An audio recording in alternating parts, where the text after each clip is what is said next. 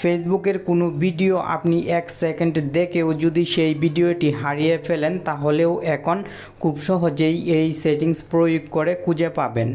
অসাধারণ এই কাজটি আপনি ছোট্ট এই ভিডিওটির মাধ্যমে শিখতে চলেছেন।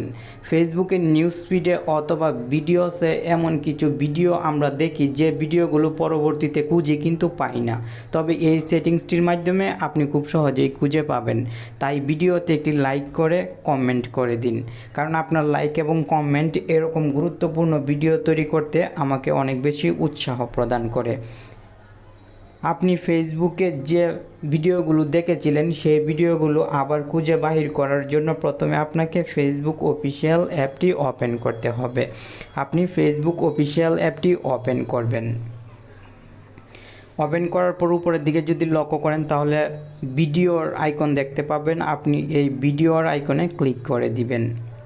সঙ্গে সঙ্গে এখানে হিউজ পরিমাণ ভিডিও শো হবে, এটাই স্বাভাবিক। উপরের দিকে আপনি যদি লক্ষ্য করেন তাহলে একটি মানুষের আইকন দেখতে পাবেন। আপনি এই মানুষের আইকনে ক্লিক করে দিবেন। সঙ্গে সঙ্গে এখানে 5টি সেটিংস দেখতে পাবেন। আপনি এখান থেকে হিস্টোরি সেটিংসে ক্লিক করবেন। এখন পর্যন্ত আমার ফেসবুক আইডি দিয়ে কোন ভিডিওগুলো দেখেছি প্রত্যেকটি ভিডিও কিন্তু এখানে শো হচ্ছে।